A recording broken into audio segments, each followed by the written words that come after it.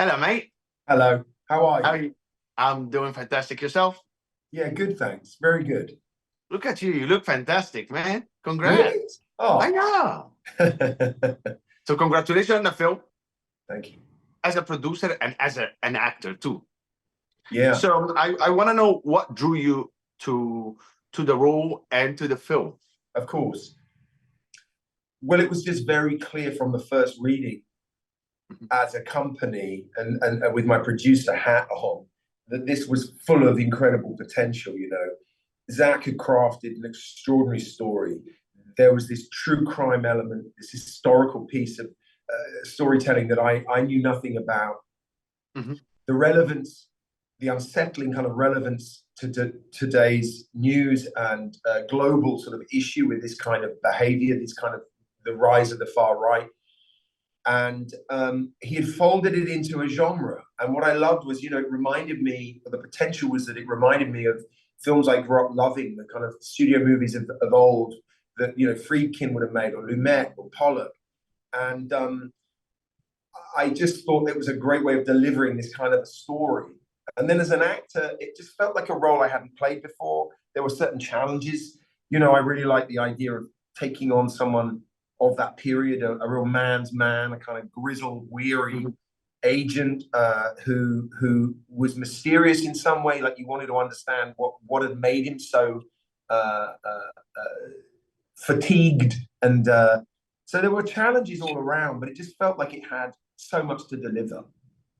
No, I loved it because obviously the accent, everything else, it's not Jude at all, which is like a different story about terrorism and about fighting the white supremacists at a time where things, we didn't know where the country was going. But to bring this story and highlight it like this, I think it's a marvelous thing to do because we learn from our films, we learn Yeah, from the films we see and we do. So, I agree. And I think Justin, as a filmmaker, is very clever at unpacking this kind of behavior. He doesn't just sort of go good guy, bad guy. He looks at why are people drawn to this sort of behavior? Why do they build communities that support them? And what draws people into that community? What divides us? yeah, well, and the problem is how did those kind of people feel heroic about what they're doing when it's Yeah. just not really. Two things I really liked, and two scenes are the same scene that I really liked. You trying to take the deer down. Oh, yeah. So, because the scene came in the middle of the film and it came at the end of the film. Yeah. Talk to me about this scene. They're very key moments because, in a way, they're very insightful to the heart of who Husk really is. That we know he's this incredibly talented hunter of men, that he somehow has this natural gift and motivation, ambitious drive to get his man.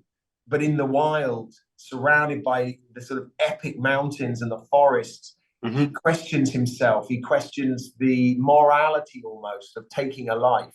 And Hmm. in that moment, I think you get a feeling that he has a guide, he has a goodness in him almost. Um, Justin always talked about the theme of the shot not taken. And there are several moments, obviously, the two you pointed out with the elk in the wild, but also there are moments where Bob Matthews chooses not to To shoot shoot you. Husk. Yeah. And you have to ask, you know, it poses the question that every shot people take, there's a decision. Do you not, you know? Hmm. No, I love that you were like pointing at the elk. Bob was pointing at you. Yes. So there is always like somebody's watching you that you don't see them, and they're trying to take you. So I just want to understand. It was there's anything historically that influenced your performance?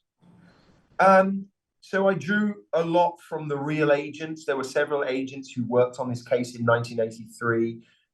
Two of them had written two of them had written books and accounts, which I read, um, and again drew a lot from an agent who had operated in that period in other parts of the country. I talked a lot to them and learned an awful lot about what it was to be in the bureau at that period.